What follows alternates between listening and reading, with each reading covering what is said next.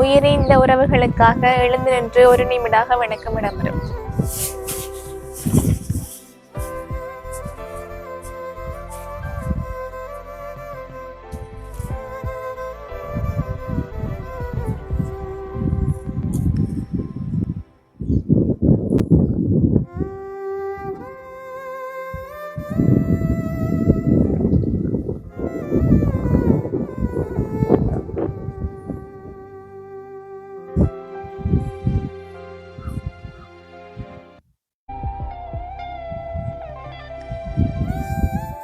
நிறைவு செய்வோம்.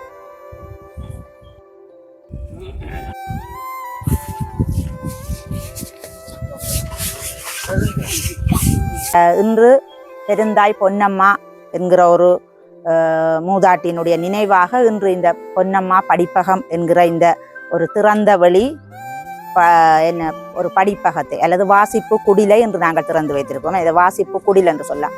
இதை ஏன் இப்படி ஒரு திறந்த வெளி குடிலாக உங்களுக்கு போட்டதுன்னு சொன்னால், சில ஆண்டுகளுக்கு முற்பட்ட காலத்திலே எங்களுடைய மக்கள் வாழ்ந்த ஒரு அடையாளமாக இது. இப்படியான வீடுகளில் தான் நாங்கள் வாழ்ந்திருக்கிறோம். அது எங்களுடைய வரலாறு. அதுக்காகத்தான் இதை எப்படி கிடுகில போட்டு உங்களுக்கு காட்டியிருக்கிறேன்.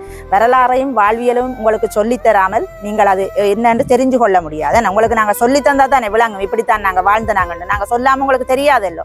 அதனால தான் இன்று இளைஞர்களும் யுவதிகளும் தடமாறி போகிற நிறைய சம்பவங்களை நாங்கள் பார்க்கிறோம். பெற்றவர்களை பிள்ளைகளை கொலை செய்கிற அல்லது பிள்ளைகளினால் மனம் நொந்து பெற்றவர்கள் இறந்து போகிற நிலைமைகளை இன்று அன்றாடம் நாளிதழ்களும் செய்தி தளங்களும் தாங்கி வருகின்றன. அது உங்களுக்கும் தெரியும். நான் அன்றாடம் ஒரு செய்திகளை உங்களுக்கு சொல்லி இருக்கிறோம். அதனால்தான் காரணம் என்னென்றால் உங்களுக்கு தெரியல. எங்களுக்கு முதல் ஒரு வாழ்க்கை இருந்தது. நாங்கள் அந்த வாழ்க்கையில மன நிறைவான நிம்மதியான ஒரு வாழ்க்கையை கடந்த ஒரு 17 ஆண்டுகளுக்கு முதல் வாழ்ந்தோம் என்கிற விடயம் உங்களுக்கு தெரியாத காரணத்தினால்தான் இன்று இப்படியான நிலைமைகள் எல்லாம் நடந்து கொண்டிருக்கிறது. அதுதான் ஒவ்வொரு ஒவ்வொன்றாக இப்படித்தான் நாங்கள் ஒரு 17 ஆண்டுகளுக்கு முதல் இப்படித்தான் நாங்கள் வாழ்ந்தோம் என்கிற அந்த வாழ்க்கை, அந்த வாழ்வியலை, அந்த வரலாறை உங்களுக்கு சொல்வதற்காகத்தான் இப்படி ஒரு வாசிப்பு குடிலை உருவாக்கி இருக்கிறேன். இது போக இன்னொரு விடயம் என்னென்றால், இந்த பெருந்தாய் பொன்னம்மா என்பவர் இன்று இந்த தடயம் அறக்கட்டளையுடைய அதை உருவாக்குவதற்கு மிக முக்கியமான காரணமாக இருந்தவர். ஒரு விருந்தோம்பல் பண்பும் மற்றவர்களுக்கு கொடுக்கிற ஈகை குணமும் உள்ளவர்களால் தான் மற்றவர்களுக்காக வாழுகிற மாதிரி சிந்திக்க முடியும். அப்படித்தானே?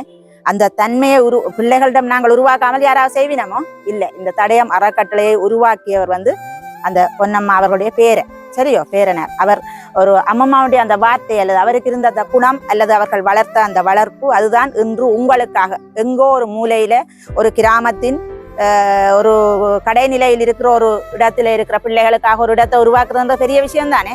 தங்களுக்காக தாங்கள் என்று வாழுகிற காலத்துல இன்னொருத்தருக்காக வாழுகிற சிந்தனைன்றது மிகப்பெரிய சிந்தனை. என்ன அப்படித்தானே? சிந்தனை பெரிய சிந்தனை தானே. இன்றைக்கு யாராவது சுயநலம் இல்லாம வாழ விருப்பப்படினவோ இல்லை. புத்தகங்கள் என்பது மனிதனை உருவாக்குவதில் மிக முக்கியமான பங்கு வகிக்கிறது. என்னது? புத்தகங்கள் தான். சரியோ? நல்ல மனிதர்களை உருவாக்குவதில் மிக பெரிய நாட்டினுடைய உலகத்தின் பெரிய நாடுகளுடைய தலைவர்களுடைய வரலாறுகளை நீங்கள் கூகுள்ல தேடி பார்க்கலாம். போன் பார்க்குற நீங்க தானே எல்லாரும் தேடி பாருங்க. சரியோ? ஒரு தலைவர்கள், உலக தலைவர்கள் நடிச்சா நிறைய பேர் இந்த வரலாறுகள் வேற. நான் உங்களுக்கு சில பேரை சொல்லி தந்திருக்கேன். ஒரு தலைவருடைய பேரை சொல்லுங்க. சொல்லி தந்திருக்கிறேன். யார்? அப்துல் கலாம் இந்திய தேசத்திலே அவர் ஒரு விஞ்ஞானியும் இந்தியாவுடைய குடியரசுத் தலைவராகவும் இருந்தவர். அவருடைய வரலாறுகளை தேடி பாருங்க. உண்மையில் அவர்களை எல்லாம் உருவாக்கினது என்னது? புத்தகங்கள் தான். அப்படியான தலைவர்களை உருவாக்கினது புத்தகங்கள் தான். சரியோ? அதனாலதான் புத்தகங்களால் தான் மாற்றங்களை உருவாக்க முடியும். சரியா? அதுக்காகத்தான் இது திருக்குறள். நீங்க உங்களுக்கு எப்ப என்ற எண்ணம் வருதோ அந்த நேரம் எல்லாம் நீங்க இங்க இருந்து புத்தகத்தை வாசிக்க முடியும். இது இன்னும் செம்மைப்படுத்தப்படும். நிறைய வசதிகள் செய்யப்படும். அது என்னத்துக்காக செய்யப்படுதுண்டா உங்களுடைய வாசிப்பு திறனை விருத்தி செய்யறதுக்காக தான். சரியோ? நீங்கள் ஒவ்வொருவரும் இந்த படிப்பகத்துடைய பங்காளிகளாக இருக்கணும். அதோட இதை இன்னும் மெருகேற்ற யாருக்கு இருக்கு அந்த பொறுப்பு? உங்களுக்கு தான் இருக்கு. சரியோ? அதனாலதான் இதை நான் உருவாக்கி விட்டுருக்கேன். இது ஒரு சாதாரணமா நான் உருவாக்கி இருக்கிறேன். பிறகு நீங்கள் அதை மேலும் மேலும் அதை வளர்த்து கொண்டு போய் இன்னும் நிறைய புத்தகங்களை தருவேன். இந்த கலங்கரை என்ற ஒரு சஞ்சிகை இருக்குதானே, இது சிவன் சிறுவர் கழக சிறுவர்கள் இங்கே உங்களை பார்வையிட வந்த போது இந்த சஞ்சிகையை உங்களுக்காக நான் நினைக்கிறேன் கிட்டத்தட்ட 25 சஞ்சிகைகள் கொண்டு வந்து தந்திருக்கிறார். வந்ததில்லை பார்வையிட சிவன் சிறுவர்களாக இந்த இடத்துல நான் சிவன் சிறுவர்களாக அந்த சிறார்களுக்கு என்ன தங்களுடைய அந்த அந்த ஒரு புத்தகத்தை இன்னொரு தங்கள் சக நண்பனுக்கு கொடுக்க வேண்டும் என்று நினைக்கிற மிக பெரிய மனதோட இந்த 25 சஞ்சிகையை கொண்டு வந்து உங்களுக்காக இன்னும் நிறைய பொருட்களை உங்களுக்காக கொண்டு வந்தவை. அதோட இந்த சஞ்சிகையும் கொண்டு வந்திருந்தவை. என்ன இந்த இடத்துல நாங்களை வைக்க ஒரு கைதாட்டி நன்றி சொல்லி விடுவோம்.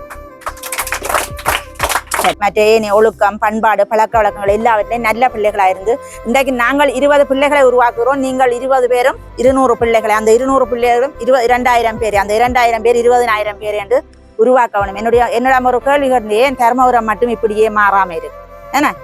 அப்ப அந்த மாற்றத்தின் சக்திகளாகத்தான் நான் உங்களை ஒவ்வொருத்தரையும் பார்க்கிறேன். அதுக்காகத்தான் உங்களுக்கு இவ்வளவு விஷயங்களை சொல்லி தந்து இவ்வளவு எத்தனையோ பேர்கிட்ட கேட்டு எத்தனையோ பேர் ஒவ்வொரு உதவிகள் செய்யணும் இல்லை. உங்களுக்கு தேவையான விடயங்களை பார்த்து செய்யணும்.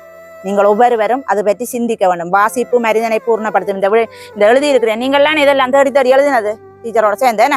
அப்ப இந்த விடயங்கள் இதெல்லாம் சாதாரண விடயங்கள். ஒவ்வொருத்தருடைய அனுபவத்தின் சிந்தனையின் வெளிப்பாடுகள் தான் இந்த வாக்கியங்கள் எல்லாம். இது சாதாரண வசனங்கள் இல்லை. சரியோ? ஒருத்தருடைய அறிவு ஒருத்தருடைய சிந்தனை அந்த சிந்தனையை தான் அவர் அங்க பதிவு செய்திருப்பினோம். அந்த சிந்தனை தான் இதுல இப்படி வாக்கியமா இருக்கு. இது வெறும் நீங்கள் எழுதியிருக்கிற கடுதாசி மட்டையில் எழுதியிருக்கிறதா சாதாரண வசனம் இல்லை. சரியோ? ஒருத்தருடைய அனுபவத்தின் பிறகு வெளிப்பட்டு வந்த ஒரு சிந்தனை ஆற்றல் தான் இந்த வாக்கியங்களா நீங்கள் எழுதி இருக்கிறது. இந்த வாக்கியங்கள்ல இருக்கிறதெல்லாம் உண்மையான விடயங்கள். தலை குனிந்து என்னை பார் தலை நிமிர்ந்து உன்னை வாழ வைக்கிறேன் என்ன சொல்லுது புத்தகம். உண்மையில புத்தகம் படிக்கிற ஒரு மனிதன் கடைசி மட்டும் எந்த ஒரு கஷ்டம் புத்தகம் படித்த மனிதன் ஏதோ ஒரு வகையில முன்னுக்கு வந்து அவன் நல்ல மனிதனா பக்குவம் உள்ள மனிதனா உலகத்துக்கு தேவையான ஒரு மனிதனா மாறிடுவான். சரியோ? இது ஒரு கதையை நான் உங்களுக்கு சொல்லி என்னுடைய இந்த சிறு கருத்தை நிறைவு செய்யறேன். என்னண்டா ஆப்ரஹாம் லிங்கன் எப்பவுமே புத்தகம் வாசிச்சு கொண்டிருப்பாராம். சரி, அவருடைய மனைவி சொல்லுவாங்க எப்ப பார்த்தாலும் இந்த புத்தகத்தையே வாசிச்சு கொண்டு இதால ஒரு 10 ரூபா பிரயோசனம் வந்துருதா என்னத்துக்கு இந்த புத்தகத்தையே வாசிச்சு கொண்டிருக்கிறீர்கள் நெடுக பேசுவாங்க. அவர் புத்தகம் எடுக்கிற நேரமில்ல. இதுல அவர் படிக்கிற காலத்துல சிறுவனாக இருக்கிற போது அவர்கிட்ட படிக்கிறதுக்கு புத்தகம் முந்தியெல்லாம் பள்ளிக்கூடங்கள்ல இலவசமா புத்தகம் கொடுக்கறது இல்லை. வேறு யார்கிட்டையாவது வாங்கித்தான் படிக்கிறது. அப்ப அவர் இலவசமா பக்கத்துல உள்ள ஆக்கள்கிட்ட தான் புத்தகத்தை வாங்கினா அவைகள்கிட்ட வேண்டி கொண்டு வந்து வச்ச புத்தகம் ஜன்னலால மழை பெஞ்சு அந்த புத்தகம் எல்லாம் நினைஞ்சிச்சு. அதுக்கு பிறகு அவர் புத்தகத்தை தர மாட்டேன்ட்டார். அதுக்கு பிறகு அவர் படிக்கிறதுக்கு நிறைய கஷ்டப்பட்டார். அப்ப பிறகும் அந்த வாசிப்பை விட்டவரோ இவ்வளவு அவமானப்பட்டு இல்லை. அப்ப மனைவி சொல்லுவான் என்னத்துக்கு இந்த ஒன்றும் பிரயோசனம் இல்லாத புத்தக வாசிப்பு என்னத்துக்கு செய்யறான். ஆனால் பின்னாளில் அவர் சொல்லுவாராம் 10 ரூபா இதால வருமானம் வரையில ஆனால் நான் எப்படி வாழ வேண்டும் என்பதை இந்த புத்தகங்கள் தான் எனக்கு கற்றுக் கொடுக்கின்றன என்று சொல்லுவாராம். பின்னாளில் அவர் அமெரிக்காவினுடைய ஜனாதிபதியாக ஆனார். சரியோ? அவர் புத்தகம் வாசிக்க எதிர்பார்த்தவரோ இல்லை. அவருடைய அந்த புத்தக வாசிப்பு தான் பின்னொரு காலத்திலே அவர் அமெரிக்கா என்கிற மிகப்பெரிய வல்லரசு நாட்டின் ஜனாதிபதியாக மாற்றியது. இன்று அமெரிக்காவுக்கு அது ஒரு வரலாறு. என்ன ஆப்ரஹாம் லிங்கன் என்றா அமெரிக்காவின் ஜனாதிபதி என்றது என்னது மறக்க முடியாத ஒரு வரலாறாக மாறி இருக்கிறது. புத்தகம் படிக்கிறவர்கள் வரலாறாக மாறுவார்கள் என்றதுதான் உண்மை. சரியோ? அதை நீங்க ஒவ்வொரு தரம் புரிஞ்சு கொண்டு புத்தகம் வாசிக்கிறத அதிகமாக வாசிங்க. அதுக்காக தான் இந்த புத்தகங்களுக்கு இன்னும் புத்தகங்கள் உங்களுக்கு தேவை இல்லை. இந்த புத்தகம் நல்லது சொன்னா அதெல்லாம் வாங்கி வைக்கப்படும். சரியோ? சரி, என்னுடைய கருத்தை கேட்டதுக்கு நன்றி. நீங்க உங்களுக்கு தேவையான புத்தகத்தை எடுத்து வாசிக்கலாம். நன்றி.